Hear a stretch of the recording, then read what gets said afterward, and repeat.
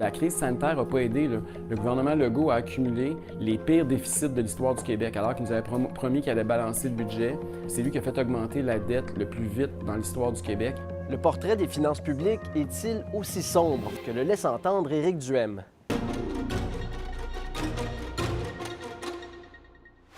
Non, la réalité est beaucoup plus nuancée.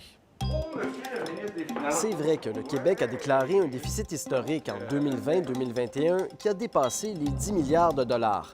On était alors au pire moment de la pandémie. Mais il a été entièrement épongé avec la réserve de stabilisation, qui est en quelque sorte un compte en banque pour les imprévus. Si on fait abstraction de cette année-là, qui a été exceptionnelle, depuis l'arrivée au pouvoir de la CAQ, le Québec a connu des surplus budgétaires à tous les ans avant les versements effectués au Fonds des générations qui sert à rembourser la dette. Ce qui est important, c'est le poids de la dette. On est rendu à 36,4 du PIB, puis on prévoit que d'ici à la fin du mandat, on va être à 35,8, puis d'ici 10 ans, on va être à 31. Donc l'important, c'est graduellement de réduire le poids de la dette. Selon la majorité des économistes, c'est en effet le poids de la dette par rapport à la taille de l'économie qui est la meilleure mesure de l'endettement d'un État.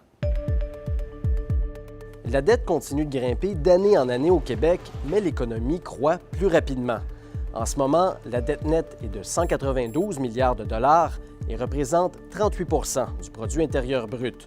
Dans 5 ans, on prévoit qu'elle atteindra 206 milliards, environ 32 du PIB. Un fardeau qui sera donc moins lourd à porter.